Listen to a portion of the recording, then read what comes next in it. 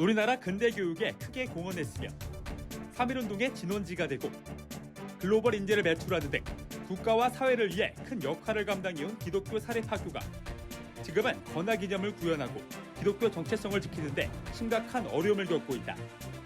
고교 평준화 정책과 사립학교법 개정으로 자율성이 침해받고 있는 상황 속에서 2025년부터 고교 학점제가 전격 시행될 예정으로 기독교 교육이 더욱 어려워지는 것은 아닌지 우려가 커지고 있다. 기독교 사립학교계와 한국교회가 이에 대한 대안을 마련하고 공동체적 대응을 해야 한다는 목소리가 높아지고 있는 가운데 오늘 한국교회를 논하다에서는 달라지는 교육 환경 속에서 다음 세대 기독교 교육을 위한 방안과 전략은 무엇인지 함께 논해본다.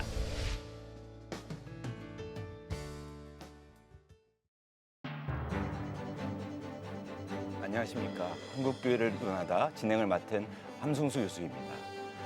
한국교회 다음 세대 위기의 원인은 우리의 자녀들이 학교에서 반기독교적 내용의 교육을 받는 것과 무관할 수 없다고 생각하는데요. 앞으로 고교 학점제 실시로 인해 기독교 교육이 더욱 어려워지는 것은 아닌지 우려가 큰 상황입니다. 그래서 오늘 한국교회를 논하다에서는 고교 학점제는 어떤 제도이고 고교 학점제 시행이 기독교 학교에 어떤 영향을 끼칠 것인지, 다음 세대의 기독교 세계관 교육을 하기 위해서는 어떤 준비와 대책이 필요한지 깊이 있게 논의해보는 시간을 마련했습니다.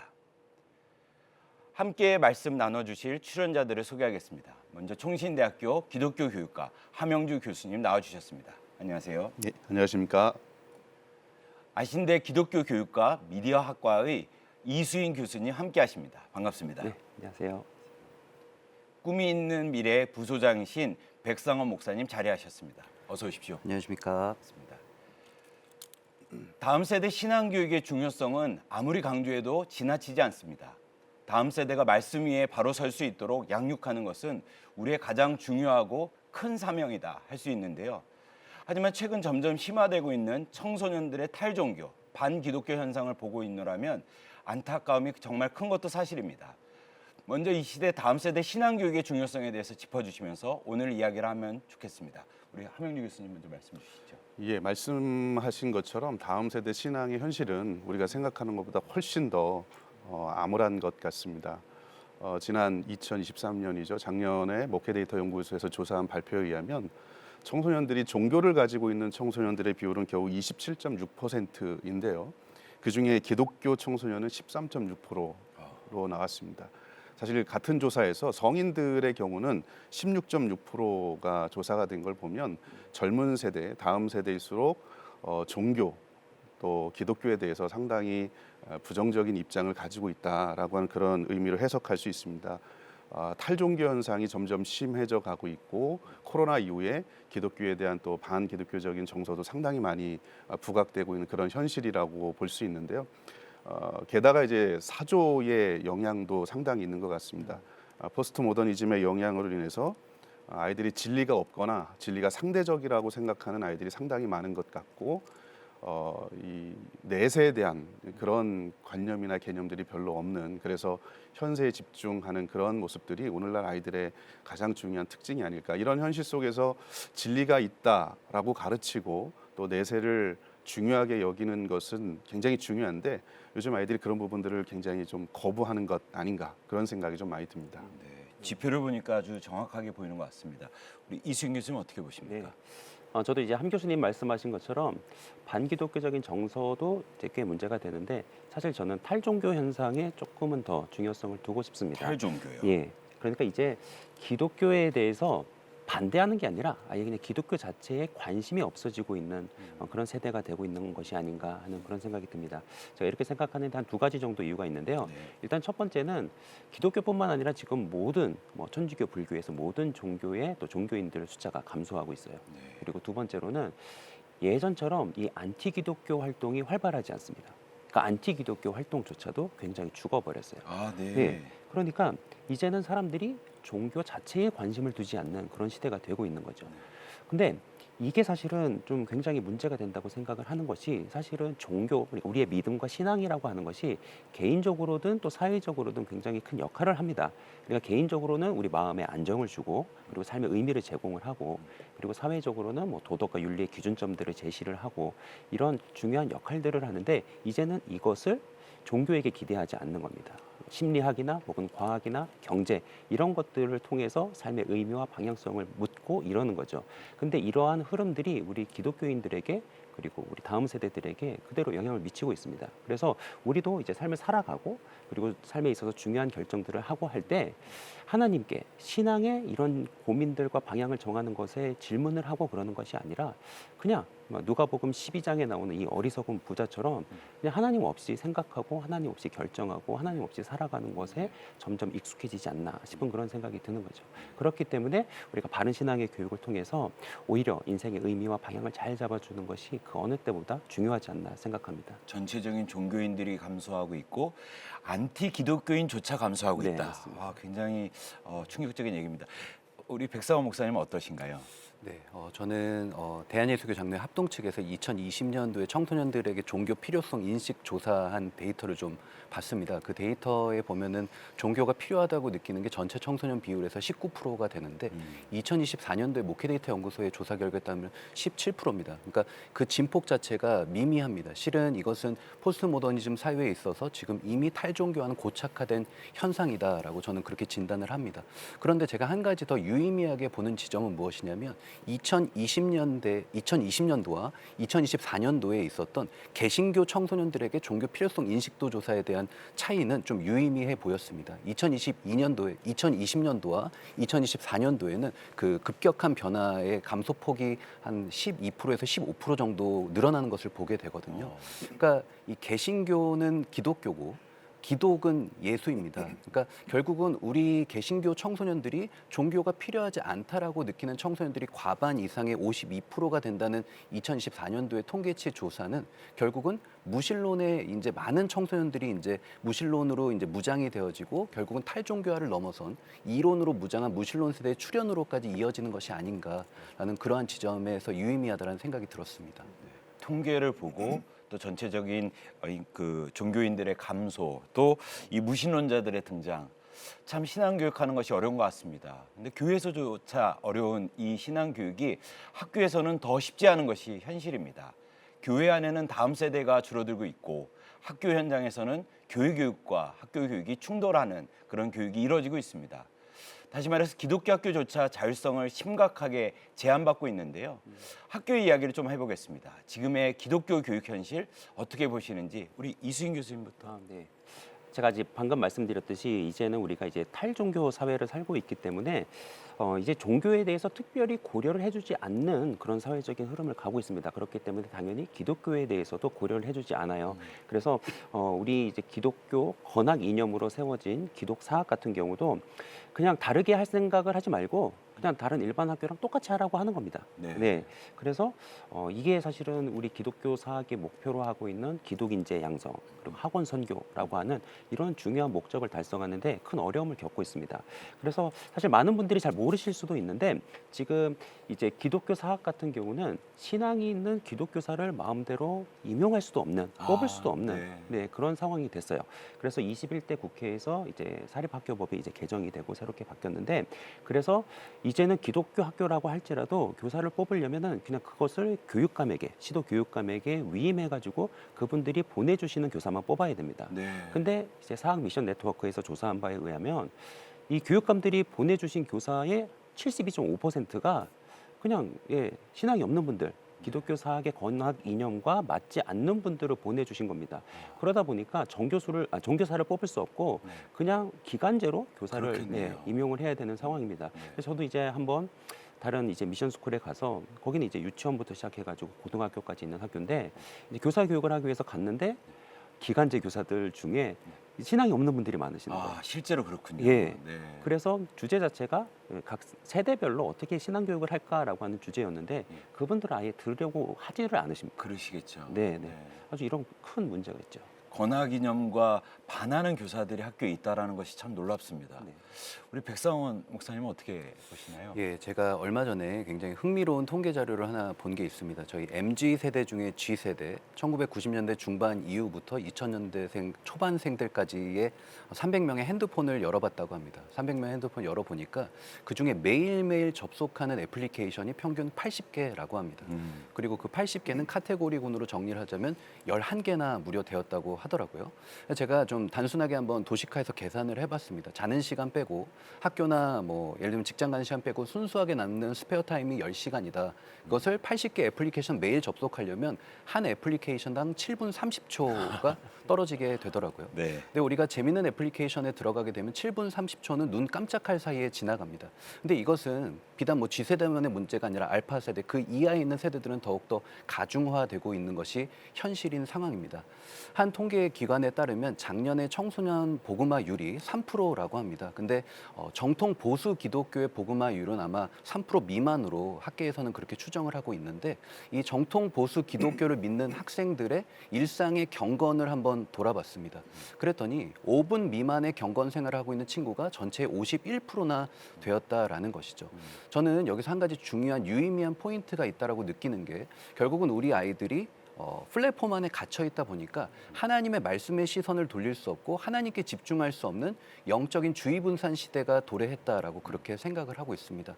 이러한 상황 속에서 결국은 내 손 안에 쥐어진 조그마한 파편 조각, 이 유튜브 플랫폼이나 SNS 플랫폼이 양산하는 어떤 그런 왜곡된 청사진을 갖고 이 세상을 우리 아이들이 바라보게 될 터이니, 반드시 하나님 말씀으로 시선을 돌리고 그 말씀을 통하여서 다시금 기독교 세계관과 여러 가지 그런 말씀의 렌즈로 이 시대를 해석하는 그러한 부분이 중요하지 않을까라고 생각하였습니다. 네. 학교의 선생님들의 현실도 어렵고 학생들의 현실도 참 이렇게 어려워진 것 같습니다. 함영주 교수님 어떻게 해야 합니까? 예, 사실은 뭐 다음 세대의 위기는 뭐 학교 교육의 위기도 있지만 그보다도 조금 더 본질적으로 살펴보면 교회 교육, 그리고 가정 교육, 그리고 학교 교육이 다 같이 연계되어 있는 것 같습니다. 네. 특별히 뭐 교회 교육은 아이들이 일주일에 교회에서 신앙 교육으로 보내는 시간이 겨우 1시간 반 정도, 그거밖에 안 되고 주일과 주중이 연계되어 있는 교육을 전혀 받지 못하고, 그러니까 아는 것이 삶으로 실천될 수 있는 기회조차 받지 못하는, 그렇게 고등학교 3학년까지 신앙 교육을 받는 현실이고요. 가정에서도 부모들이 내가 내 자녀 신앙 교육의 주체라고 인식은 하지만 실제로 가정에서 신앙 교육을 하는 부모는 별로 없다라고 하는 거죠. 그러니까 교회와 가정에서 큰 문제이고, 또 학교도 사실은 더 심각하죠. 왜냐하면 우리가 아는 것처럼 1974년에 평준화, 고교 평준화 이후에 우리 기독교 사립학교가 신앙 교육을 하기 어려운 현실을 우리가 지금 목도하고 있습니다. 교육과정 선발권은 선택권은 이미 가져가 버렸고요. 또 학생 선발권도 마찬가지고, 우리 교수님 말씀하신 대로 마지막 남은 교사 선발권까지 어떻게 사립학교에서 할 수 없는 그런 현실을 우리가 지금 경험하고 있다라고 하는 겁니다. 이런 상황 속에서 저는 조금 더 한 가지 기독교 사립학교의 더 큰 문제점 중에 하나는 그 안에서 실제로 가르치고 있는 신앙교육의 내용이 과연 어떤가 하는 거죠. 특별히 2015 교육과정이 개정이 되면서 생활과 종교라든지 삶하고 밀착된 기독교 신앙교육은 거의 불가능하고 종교학 교육을 그동안 해오지 않았습니까? 네. 물론 2022 교육과정이 이제 개정이 되면서 삶과 종교라고 조금 더 다시 삶으로 종교를 연결지으려는 시도는 하고 있긴 하지만, 여전히 기독교 사립학교에서 종교를 종교학으로, 학문으로 배우는 그런 현실 속에서 우리 아이들이 과연 신앙교육을 가정에서도 제대로 못 받고 교회에서도 제대로 못 받고 학교에서 제대로 할 수 있을까? 비록 미션 스쿨이지만 그런 어려움들이 우리가 지금 목도하고 있는 현실이라고 생각합니다. 종교학으로 가르친다라는 것은 다시 말해서 기독교를 가르치는 것이 아니라 종교를 가르친다는 그렇죠. 건가요? 종교 일반에 대해서 비교 종교학적인 관점에서 종교를 가르치는 거죠. 근데 기독교 사립학교는 사실 건학 이념에 따라서 기독교 사상 또 성경을 가르치는 게 핵심인데, 종교를 학문으로 가르쳐야 되는, 다른 종교와 비교해서 뭐 우월하다거나 기독교의 진리를 전파하거나 이럴 수 없는 상황이 그동안 전개되었던 거죠. 그러니까 신앙교육을 기독교 사립학교에서 하기 상당히 어려운 그런 현실을 우리가 지금 경험한 것입니다. 네. 학교 현장이 참 어렵고 학생들도 또 교육의 풍토가 어려운 것 같습니다. 올해 고교 평준화 시행이 된 지 50년이 됐습니다. 지난 3월 사학 미션은 올해야말로 교육 개혁의 원년이 되어야 한다 선포하고 기독교 학교 성명서를 발표하기도 했습니다. 기독교 교육이 점점 어려워지는 이 상황 속에서 교육의 자주성과 선택권을 보장하도록 이 정책의 변화를 촉구하는 움직임에 대해서는 어떻게 생각하시는지 우리 백상원 목사님부터 말씀해 주시죠. 네, 지금 현실은 제가 생각할 때 기독교 교육의 생태계가 완전히 무너진 상황인 것 같습니다. 생태계는 이제 상호 공존하는 개체들 그리고 그 주변을 아우르는 환경이 이루어내어지는 어떤 그런 가치 체계 일치인데 그런 부분에서 이제 그 교육 생태계가 무너지다 보니까 날씨가 아닌 기후가 바뀌어버린 완전히 이제 전혀 다른 상황 속에서 어떻게 보면 기독교 학교들의 성명서는 당연한 수순이 아닌가라고 저는 그렇게 생각을 합니다. 그리고 저희 기독교는 이제 대세가 아닌 진리를 따르기 때문에 결국은 교계와 학계와 연합을 하여져서 나아가는 게 반드시 필요하고요. 근데 여기서 중요한 것은 제가 좀 얘기하고 싶은 부분은 우리 아이들에게 기독교 교육을 회복시켜준다라는 의미에서 결국은 이 기독교 학교 성명서를 내는 것 자체가 진정한 기독교 교육의 출발점이 아닌가라고 생각을 합니다. 진리가 아닌 것에 대해서 진리가 아니라고 말할 수 있고 사회적으로 나의 삶 속에서 할 수 있는 부분을 최선을 다해서 그것을 변화의 움직임을 만들어갈 수 있는 것 그것이 바로 아이들에게 중요한 교육적인 모티브가 될 것이라고 생각을 하고요. 한 가지만 더 붙이자면 다니엘서 6장 10절 말씀이 떠올랐습니다. 다니엘이 정말로 하나님 앞에서 인과관계에 매몰되지 않고 하나님과의 친밀감 속에 하나님과의 관계로 인과관계를 극복하여서 사자굴에 들어갈 것을 알고도 하루에 3번 예루살렘을 창을 열고 기도했던 그 다니엘의 그 모습처럼 우리 한국 교회가 이 여러 가지 상황 속에서 인과관계론적으로 볼 때는 어려움이 예상되나 그 인과관계보다도 하나님과의 관계에 더 집중할 때 하나님께서 우리 한국 교회 기독교 학교에 귀한 은혜를 주시리라 저는 확신합니다.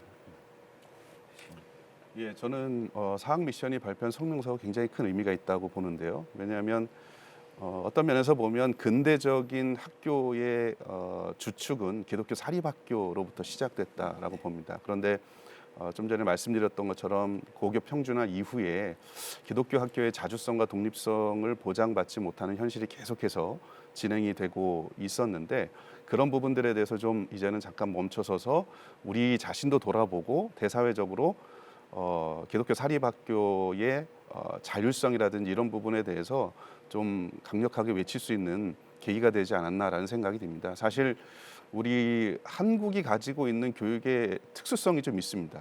미국 같은 경우는 사립학교가 따로 있고요, 국공립학교가 따로 이렇게 구분이 돼 있는데 그렇죠. 우리나라의 경우는 공교육이라고 하는 큰 틀 안에 국립학교, 공립학교, 또 사립학교, 또 일부 대안학교도 인가받은 대안학교도 들어와 있는 아주 특이한 구조입니다. 그러다 보니까 국가가 지향하고 있는 공공성 그리고 이 사립학교가 지향하고 있는 자율성이라든지 독립적인 어떤 교육과정 운영이라든지 이게 항상 충돌하는 그런 현실 속에 있다라고 생각을 하고요. 그동안 이 국가의 정책에 따라서 상당 부분 많이 이렇게 좀 기독교 사립학교의 정체성이 퇴보한 면이 있는데 그런 면에서 이 시점에서 우리 사학 미션이 성명서를 발표하고 또 법적인 제도적인 노력과 더불어서 또 내부적으로 자생적으로 그럼 우리가 어떻게 공교육 안에서 미션 스쿨을 사립학교를 통해서 기독교 교육을 할 것인가 이런 논의를 하자라고 하는 것은 단순히 선언적인 차원뿐만 아니라 굉장히 실질적으로 중요한 의미가 있다라는 생각이 듭니다. 네. 우리 이수인 교수님. 네, 사실 뭐 기독교 학교 성명서를 발표하고 그랬다 해서 이렇게 뭐 정치적인 목소리를 내고 뭐 이럴 필요가 있느냐 이렇게 생각하실 수도 있는데 사실 지금 한국의 사립학교들은 거의 준공립화되어 가고 있습니다. 준공립화. 그래서 말이 사립이지 거의 공립에 가까운 그런 움직임이 진행이 되고 있는데요. 특히 이제 아까도 제가 잠깐 말씀드렸듯이 이제 교원 임용권을 이제 뺏겼는데 이제 이런 상황이기 때문에 이제는 뭐 신앙이 없는 사람도 그렇고 다른 신앙을 가진 사람도 그렇고 심지어는 이단의 신앙을 가진 사람도 학교에서 교사로 뽑아야 되는 기독교 학교에서 그래서 그들에게 아이들을 맡겨야 되는 이런 상황이 생길 수도 있는 굉장히 어려운 상황이죠. 근데 왜 이렇게 그러면 개정을 했느냐라고 하면 이제 이 사학법을 개정을 하면서 이유를 들었던 것이 그동안 사학 비리가 임용 비리가 있지 않았느냐 뭐 이런 이야기를 했어요. 근데 사실 그 이전에 투명하게 뽑는 제도가 없었던 게 아닙니다. 그렇죠. 네, 그 이전의 사립학교법에 의해서 총 8단계로 나눠서 투명하고 또 공개적으로 임용을 잘 해왔어요. 그리고 또 이 사립학교의 임용 비리가 그럼 얼마나 있느냐? 한 4% 정도 됐습니다.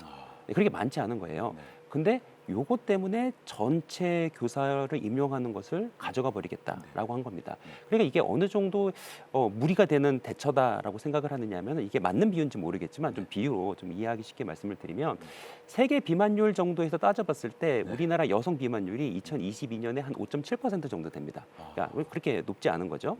근데 우리나라가 여성 비만율이 5.7%가 되니까 전체 우리나라 여성을 다 국가에서 모두 비만으로. 먹는 것을 네. 다 통제하겠다. 아, 이렇게 하면 너무나도 이거는 사실은 지나친 대응이라고 이야기할 수 있거든요. 근데 사학 비리, 임용 비리 물론 없다는 건 아니지만 4% 정도밖에 안 되거든요. 그래서 이렇게 충분히 자정작용을 할 수 있고 그리고 또 기독교 학교에서 또 이번에 성명서를 발표를 하면서 또 자정 작업을 하기 위해서 기독교 사학 자정위원회를 또 만들고 했거든요. 그래서 이렇게 충분히 할 수 있는데 너무 국가에서 강압적으로 기독교 사학의 자주권을 뺏어가는 것이 아닌가 하는 그런 염려가 됩니다. 네. 그 아주 예시가 네. 적절했던 것 그런 것 같습니다. 같습니까? 네, 네. 이해가 됐습니다. 한국 교회를 논하다. 오늘은 기독교 교육 현실을 짚어보고 다음 세대 교육을 위해 어떤 대안과 노력이 필요한지 함께 말씀 나누고 있습니다. 이제 좀 더 구체적으로 고교 평준화 정책, 또 사립학교법 개정 같은 법과 정책이 기독교 교육에 어떤 영향을 주고 있는지, 또 앞으로 그 영향을 받게 된다면 이 고교학점제가 어떻게 우리 학교를 변화시킬지 이야기를 좀 하려고 합니다. 특히 고교학점제가 내년 전격 시행을 앞두고 있는데요. 먼저 함영주 교수님, 잘 모르는 시청자분들을 위해서 고교학점제가 무엇인지 간단하게 설명 부탁드립니다. 예, 고교학점제는 기본적으로 말 그대로 학점을 취득하는 건데요. 학생들이 자기의 적성이나 또 진로에 따라서 자기가 과목을 선택하고 선택한 과목에 대해서 이수하여 학점을 채우면 졸업할 수 있게 만든 그런 제도라고 할 수 있습니다. 그러니까 학생들의 교과목에 대한 자율적 선택권 그리고 이수 요것이 가장 중요한 핵심적인 부분이라고 할 수 있고요. 그에 따라서 그동안 우리 한국의 교육이 학년제로 운영이 되었는데 이제는 학점을 취득하는 학점제로 운영하는 것으로 바뀐다. 이게 가장 중요한 핵심적인 부분이라고 할 수 있습니다. 그래서 사실 2017년도에 교육부에서 큰 로드맵을 발표를 했고요. 2022년에 부분 시행 그리고 25년에 완전 시행을 목표로 지금 계속해서 우리가 교육부에서 준비를 하고 있는데요. 제가 자료를 좀 찾아보니까 이상적인 부분이 굉장히 좋은 부분이 있더라고요. 예를 들면 입시 위주 교육에서 학생 중심으로 간다. 네. 그리고 획일적인 교육 과정에서 개별적인 교육 과정으로 바뀐다.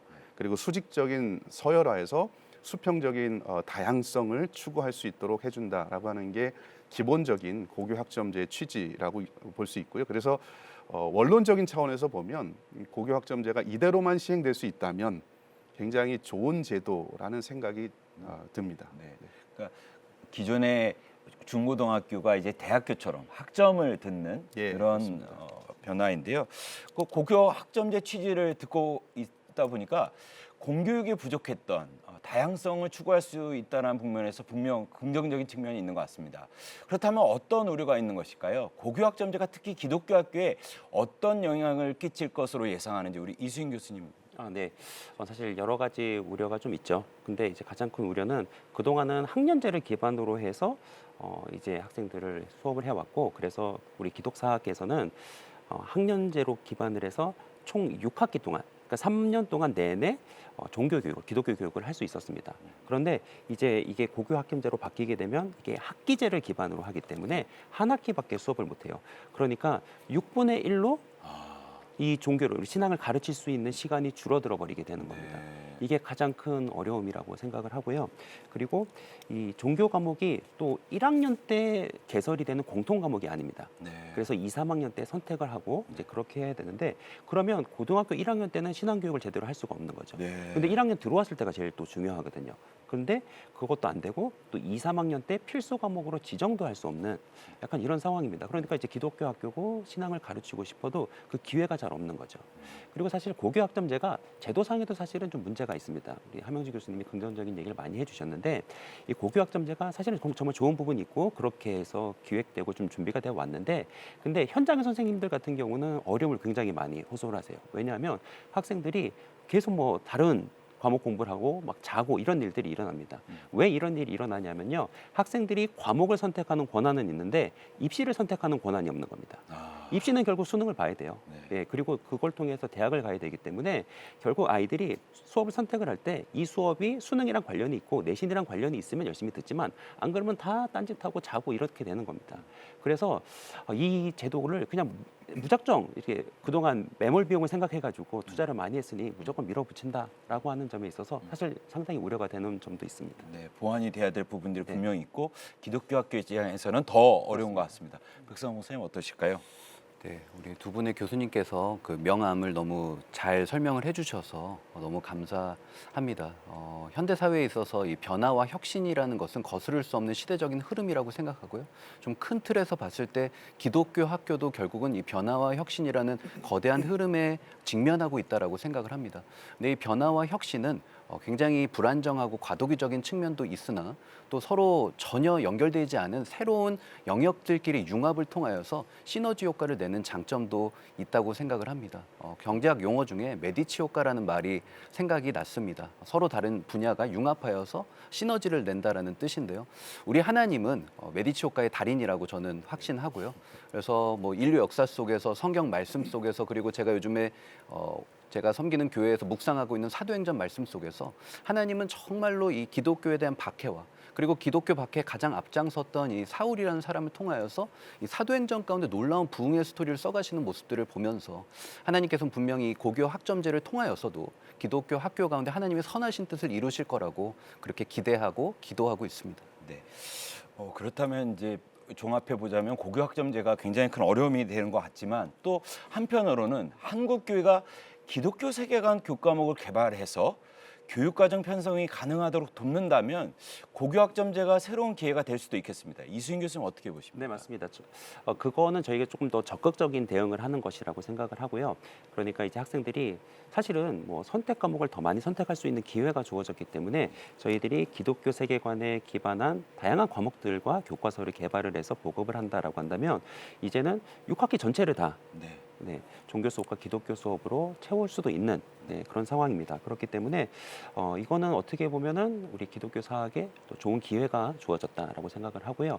그리고 이거는 기독교 사학뿐만 아니라 사실은 이런 좋은 교과를 기독교 세계관 교과를 개발한다라고 한다면 일반 학교에 있는 기독 교사들도 사용할 수 있기 때문에 네. 오히려 기독교 교육의 지평이 넓어지는 패러다임이 바뀌는 그런 결과가 나올 수도 있다고 생각합니다.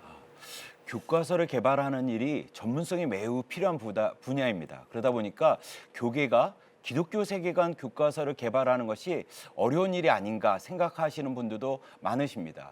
이미 기독교 교과서 개발 노력이 시작이 되었습니다. 현재 어느 정도 진행되고 있는지 또 짚어보면서 중요한 점은 무엇인지 자유롭게 의견을 좀 나누겠습니다. 우리 함영주 교수님이 말씀해 주시죠. 예, 지금 기본적으로 고시 과목으로는 종교 과목이 있습니다. 그 부분은 계속해서 이제 교육 과정이 개정이 되면서 이 바꾸고 수정 보완해야 될 부분이 있긴 하지만 기독교 세계관 부분은 이제 새롭게 만들어야 되는 그런 부분이고요. 그래서 현재 저희 사학 미션에서 추진하고 있는 내용 중에 경기도 교육청에서 1차로 허락을 좀 받았는데요. 종교와 미래라고 하는 과목. 그래서 미래의 다양한 이슈들을 우리가 어떻게 바라볼 것인가, 그리고 기독교 신앙으로 또 종교의 관점에서 어떻게 바라볼 것인가 하는 그런 부분들을 첫 번째로 교과서 기독교 세계관에 근거해서 만들려고 지금 첫 발을 뗐고요. 이후에 계속 스텝을 밟고 있는 것들 중에 다양한 우리 다음 세대 아이들이 고등학생 아이들이 관심 갖고 있어하는 영역들이 있습니다. 뭐 미디어라든지 인공지능이라든지 환경 이런 부분들에 대해서 어떻게 종교의 역할과 함께 통합할 수 있을까 하는 그런 교재를 만들고자 지금 계속해서 기획을 하고 있습니다. 우리 이수인 교수님 말씀하셨던 것처럼 1차적으로는 기독교학교에서 교목 우리 목사님들께서 사용할 수 있는 그런 교재이지만 또 동시에 그렇지 않은 그러나 목사님은 아니지만 기독교 세계관을 가진 교사들이 얼마든지 가르칠 수 있는 그런 교재를 만들려고 상당히 애를 쓰고 있습니다. 네. 그 두 분 말씀을 종합해 보면 그 고교 학점제가 기독교 학교의 위기가 되지만 오히려 그 기회를 이용해서 6개의 교과목을 개발하고 우리 아이들이 종교뿐만 아니라 기독교 가치관에 따른 뭐 AI, 생태, 또 미디어 이런 것들을 가르친다면 굉장히 좋은 또 기회가 될 수 있을 것 같습니다. 맞습니다. 근데 제가 이렇게 말씀을 듣다 보니까 교과서를 개발하는 것이 전부가 아니라 학교에서 이렇게 기독교 세계관 교육이 지속적이고 또 효과적으로 가능하게 하려면 굉장히 많은 노력이 필요할 것 같습니다. 우리 백상호 목사님 이 부분 어떻게 생각하실까요? 네, 저는 교육은 육교라는 말을 굉장히 좋아합니다. 교육은 서로 다른 두 대상을 연결하는 거라고 생각을 하고요. 육교. 예, 네. 그래서 이제 그런 면에서 특별히 고교 학점제가 정말로 잘 정착이 되어지기 위해선 이게 학교 안에만 머무르지 않고 결국은 학교에서 가정으로 가게 되는 가교도 반드시 놓여야 한다라고 저는 그렇게 생각을 합니다. 그래서 제가 생각할 때는 교과서 개발과 더불어서 교육 자료의 개발이 시급하고요. 이 교육 자료의 개발은 반드시 초점이 가정 친화적인 컨텐츠여야 한다라는 점에 대해서 저는 좀 강조를 하고 싶습니다. 왜냐하면은 가정 안에서 결국은 부모님이 최고의 교사가 되셔야 하고 그러하기 위해서는 그 가정 친화적인 컨텐츠, 가정을 모티브로 한 부분들이 반드시 고려가 되어야 하지 않을까라고 생각합니다. 네. 또 당연히 이제 교과서도 개발을 해야 되고요. 그리고 사실은 이어져야 되는 것이 이 교과서를 잘 활용하려면 교사 연수 프로그램이 필요합니다.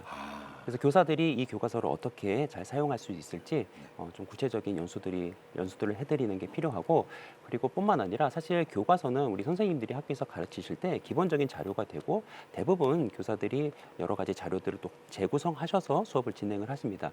근데 이 교과서를 저희들이 개발하면서 생각하는 거는 교사들이 수업을 재구성해서 또 사용하실 수 있도록 모든 자료를 다 아카이브화해서 자료를 다 제공을 하는 겁니다.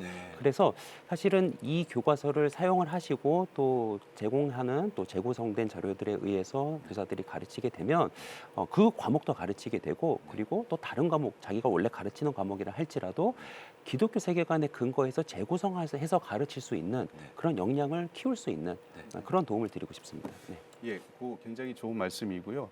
그보다 조금 선회해야 되는 게 뭐냐면 재단의 노력이 저는 굉장히 중요하다고 보는데 어쨌든 우리가 아는 것처럼 6에서 1단위로 줄어들면서 종교 과목에 대한 니즈가 상당히 많이 이제 떨어지게 될 테고 학생들이 입시 위주의 교육을 받게 되면 종교 과목보다는 다른 걸 선택을 하게 될 거란 말이죠. 그런 상황 속에서 기독교 권학 이념을 갖고 설립된 학교들이 의지를 가지고 재단에서 의지를 가지고 우리는 이 부분은 양보할 수 없다, 포기할 수 없다. 그래서 기독교 종교 과목을 우리는 고수할 거고 그리고 더 확장해서 기독교 세계관으로 아이들을 가르치겠다라고 하는 아주 중요한 의지가 선행이 되면 저는 말씀하셨던 그런 노력들이 굉장히 의미 있게 성공할 수 있으리라 생각합니다. 그 세 분의 말씀을 종합해 보면 이 기독교 교육을 위해서 6개 정도의 교과목을 개발하고 학교는 그것을 적극적으로 교육할 수 있도록 의지를 갖고 또 여러 단체들은 그런 교육 자료를 제공할 뿐만 아니라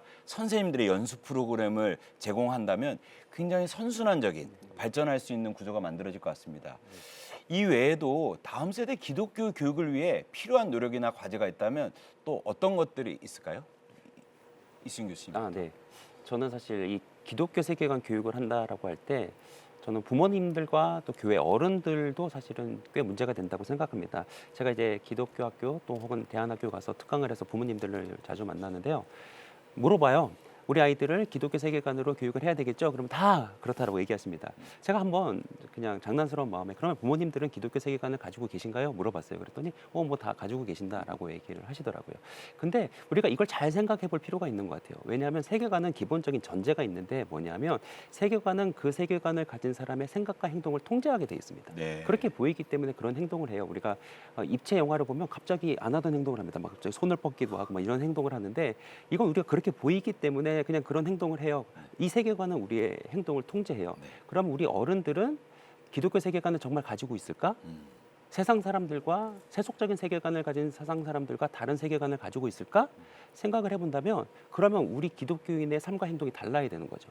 근데 만약에 동일하다라고 한다면 사실은 우리는 말로는 기독교 세계관 이런 얘기를 하지만 어떻게 보면 세속적인 세계관을 가지고 있는 것이 아닌가 하는 이런 생각도 듭니다. 그래서 아이들을 우리가 기독교 세계관으로 잘 가르치는 것도 굉장히 중요하지만 우리 부모들 그리고 교사 그리고 온 교회가 정말 바른 기독교 신앙과 기독교 세계관으로 무장해서 우리의 삶으로 세계관을 보여주고 그것으로 우리 자녀들을 가르치는 것이 정말 중요하다고 생각합니다. 우리 백상호 목사님 어떠실까요? 네, 저는 이수인 교수님 말씀에 전적으로 정말 공감합니다. 너무 동의하고요. 저희가 결국은 이제 성경에서 말하는 최고의 교사는 부모이고 그 신명기 6장 4절로 9절 말씀에 이 쉐마의 그 말씀의 기독교 교육의 주체는 부모인데 어떻게 보면 다음 세대 기독교 교육만 너무 강조하고 어떻게 보면 세대 통합적인 기독교 세계관 교육 그리고 부모를 위한 기독교 세계관 교육은 너무나도 미비한 게 아닌가라고 좀 생각을 해봤습니다. 2022년도에 아틀란타에 있는 CRC 문화연구센터에서 조사한 내용에 따르면 미국의 기독교 가정 중에 오직 4%만 기독교 세계관으로 자녀를 양육한다라고 그렇게 이야기를 하더라고요. 그런데 이것은 비단 미국만의 이야기가 아니라 우리나라의 동일한 이야기인 것 같습니다. 결국은 모든 부모들은 기독교 세계관으로 신앙교육을 해야 한다는 건 알지만 어떻게 해야 할지를 모르고 있고 어떻게 해야 할지를 모르는 기독교 부모들을 향하여서 교회는 실제적인 대안을 그 손에 쥐어주지 못하고 있는 것입니다. 그래서 결론이 어떻게 되냐면 결국은 정기적인 기독교 세계관 신앙교육을 하는 가정은 한국교회 기독교 가정의 5%에 불과하다라는 그러한 이야기를 들었습니다. 정말 안타까운 일이 아닐 수 없고요. 하지만 또 위기가 기회가 된다고 여기서 정확한 레슨 플랜과 포인트를 잡고 저희들이 부모 교육과 여러 가지 그런 부분으로 나아간다면 반드시 또 변화의 계기가 되리라 생각합니다. 저는 이제 조금 좁혀서 공교육 쪽으로 좀 생각을 해보면 사실은 교육이 건강하게 되려면 두 가지가 함께 가야 되는데 그게 바로 체계와 인식입니다. 그러니까 시스템적인 부분이 보완이 돼야 하고 그 시스템에 맞는 인식의 전환, 교육 주체들의 인식의 전환이 함께 가야 하는데 시스템적인 부분은 어찌 보면 법과 관련된 부분도 굉장히 중요하다고 봅니다. 그러니까 지금 우리 아이들이 살아가고 있는 신앙교육의 생태계, 특별히 이제 교육과 관련돼서 공교육과 관련돼서 보면 사학법 이런 부분들을 보면 기독교 교육을 하기 상당히 어려운 그런 시스템을 갖고 있는 상황이거든요. 그래서 그런 법이라든지 시행령을 조금 더 이 다음 세대 우리 기독교 신앙으로 가르칠 수 있는 친화적인 그런 방식으로 좀 변화되어야 할 것이다라는 생각이 들고요. 또 하나는 인식 부분인데 부모들도 입시 위주의 교육에서 입시가 중요하긴 하지만 입시 교육은 괜찮지만 사실은 입시 위주의 교육은 상당히 위험한 부분이거든요. 입시에 매몰돼서 모든 신앙 교육을 다 포기해 버리는 그런 현실이 있는데 부모들의 인식도 신앙 교육이 가장 중요하다. 이 부분을 부모들이 우선순위를 두고 자녀를 양육하는 것이 말씀하셨던 기독교 세계관하고 저는 뭐 다르지 않다고 보고요. 그래서 그 부분을 좀 강조해서 부모들의 인식도 바뀌었으면 좋겠다 하는 그런 생각이 듭니다. 그 다음 세대 신앙 교육은 모두의 사명이기 때문에 학교뿐만 아니라 한국 교회가 또 교육 현안들에 대해서 전략을 함께 세워야 한다고 생각합니다.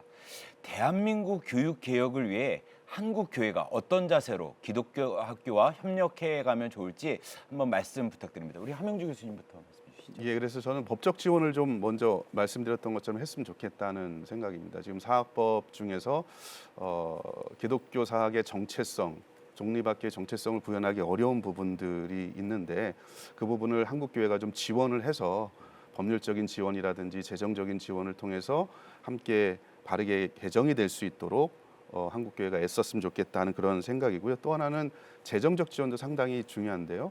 교목 숫자가 점점 TO가 줄어들고 있습니다. 그러니까 사립학교에서 교목을 채용하기 어려운 정교사로 아까 말씀하신 대로 기간제로밖에 할 수 없는 그런 상황들이 있는데 여러 가지 이유 중에 재정적인 이유도 있거든요.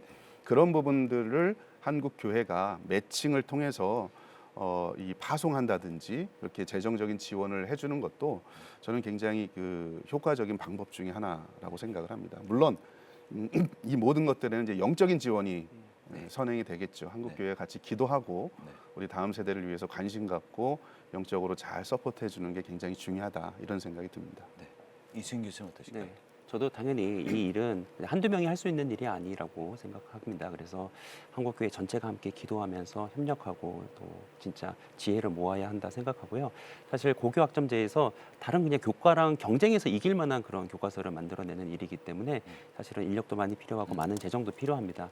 그렇기 때문에 이 일에 한국교회가 좀 더 같이 기도해 주시고 협력해 주셨으면 좋겠고, 그리고 저는 무엇보다도 우리가 이 한국 전체 교육을 개혁할 수 있는 뭔가 그런 움직임을 보일 수 있으려면 좋은 모델 학교가 나오는 것도 되게 중요하다라고 생각을 합니다. 그래서 정말 보여주는 거죠. 사실 문화는 비판한다고 바뀌지 않습니다. 좋은 문화를 제시했을 때 그걸 보고 따라오죠.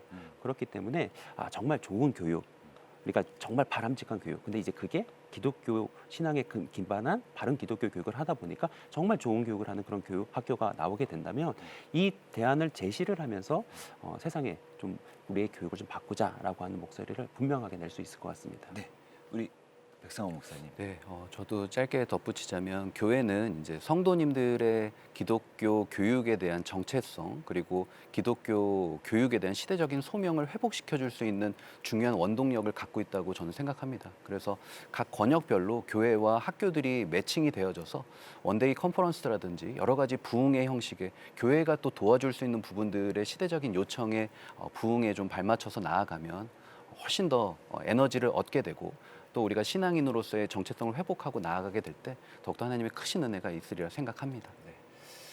말씀을 듣다 보니까 벌써 마칠 시간이 됐습니다. 끝으로 이 이야기들을 좀 마무리해 주시는 말씀을 우리 함영주 교수님께서 대표로 좀 해주시죠. 예, 결국 뭐 다음 세대 신앙 교육은 우리가 아프리카 속담 알고 있는 것처럼 하나 아이를 제대로 키우기 위해서는 온 마을이 필요하다라고 하는 것처럼 저는 교회 가정 학교가 건강한 신앙 교육 생태계를 구축하는 게 굉장히 중요하다라는 생각이 듭니다. 그동안 우리 기독교 교육은 가정 따로, 교회 따로, 학교 따로, 또 미디어 따로 이렇게 구분되고 분리된 관점이었는데 이제 교육 한 사람을 우리 다음 세대를 건강하게 신앙으로 세우기 위해서 이 모든 교육의 주체 혹은 영역들이 좀 건강한 신앙 생태계를 좀 만들었으면 좋겠다. 그래서 가정에서도 부모로서 자녀 신앙 교육을 우선순위로 두고 교회도 어떻게 하면 아이들로 하여금 아는 것과 사는 것을 일치하게 만드는 교육을 할 것인가. 또 주중에 아이들이 시간을 보내는 기독교 사립학교에서도 정말 그리스도인의 정체성을 가지고 살아갈 수 있는 그런 교육을 공교육 안에서도 실시를 했으면 좋겠고 또 우리가 아이들이 많이 접하는 미디어 영역에서도 거룩한 미디어를 우리가 잘 생산하고 만들어서 이 아이들이 소비하고 건강한 자아 정체성을 회복할 수 있도록 저는 이 신앙교육 생태계를 건강하게 만드는 게 중요하겠다 이런 생각이 좀 많이 듭니다. 감사합니다. 한국 교회를 논하다 오늘은 고교학점제 시행을 앞두고 기독교 교육의 현실을 짚어보고 또 기독교 세계관 교과서 개발의 필요성 등에 대해서 말씀 나눴습니다. 다음 세대가 교회와 학교에서 온전한 기독교 교육을 받도록 하는 것은 한국 교회의 가장 중요한 사명입니다. 한국 교회와 온 성도님들이 다음 세대 기독교 교육에 관심을 가지고 함께 기도해 주시기를 부탁드리면서 오늘 순서 여기서 마칩니다. 함께 해주신 여러분 고맙습니다.